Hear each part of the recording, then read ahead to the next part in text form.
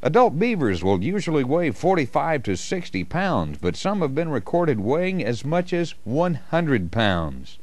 Native Americans greatly appreciated beavers, calling them little people because beavers and humans are alike in their ability to greatly alter their habitats to suit their own needs.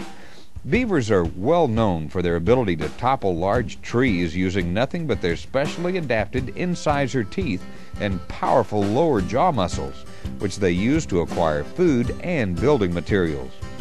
Beaver teeth never stop growing, so they do not become heavily worn even with years of chewing hardwoods.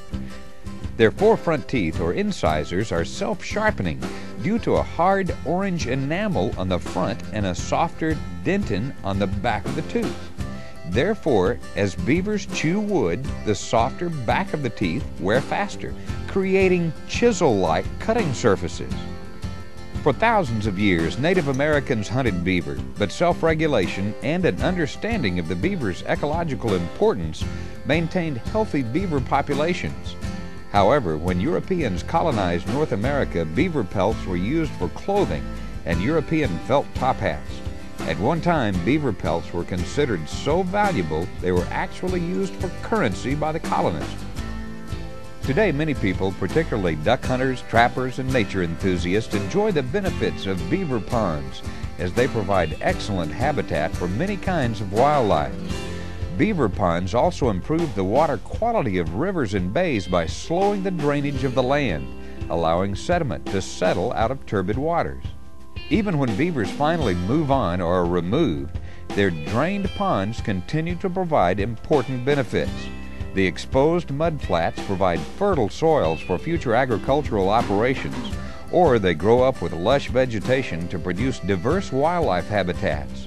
The wetlands created by beavers, once thought to be useless, now are organized as having great value to the environment. With this greater understanding of their value, in the 1960s, many states passed wetlands protection laws. Today, beavers are a protected species in many states. However, that does not keep them from becoming a pest. A typical beaver habitat is usually restricted to low-lying areas with water that will provide the animals an adequate food supply. Beavers are pure vegetarians, subsisting solely on wood and aquatic vegetation. They will eat fresh leaves, twigs, stems, and bark. Beavers will chew on any species of tree, but they prefer species such as alder, aspen, birch, cottonwood, maple, poplar, and willow. Some of their aquatic foods include cattails, water lilies, sedges, and rushes, with the cattail and water lily tubers being some of their favorites. Beavers will even roll up lily pads with their front paws to eat them. Once they've formed a pond, beavers do not have to travel far on land to gain access to new trees for food. The more land their dams can flood, the more trees they can safely access.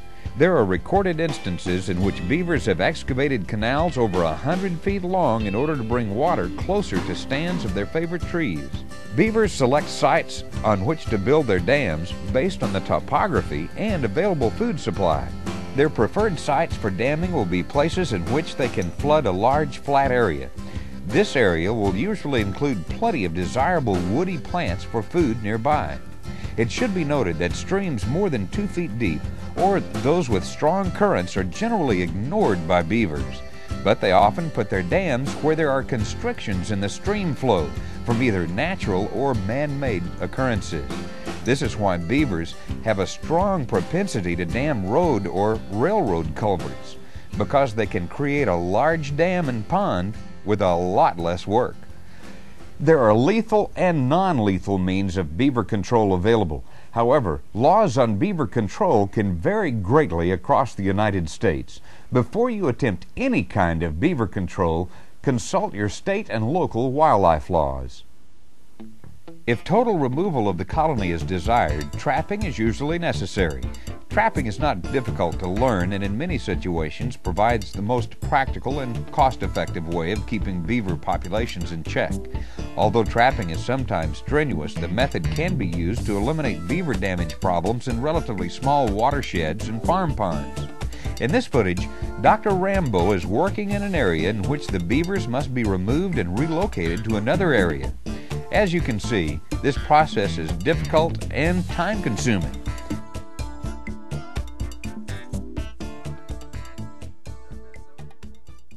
There are also traps available, which will kill the beaver immediately.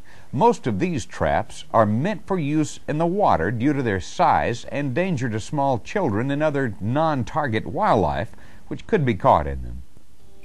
In trapping, the goal is to remove the entire population because even one remaining beaver can continue to feed and maintain dams.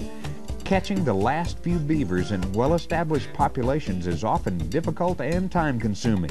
Even after all the beavers have been removed, it's important to check the site regularly because other beavers may move in, making additional control work necessary. And remember, beaver problems are much easier to take care of when they first occur. Finally, here's a tip from Stephen Van Tassel. In many cases, a complete eradication of the beaver colony is not needed. Your client may want to just cut down on the severity of the beaver damage. In cases like this, to protect valued trees from beaver teeth, install hardware cloth around the tree trunk. The mesh should be at least ½ inch in diameter and installed around the tree trunk at least 4 inches away from the trunk. In other words, you're building a fence around the tree to protect it from the beaver.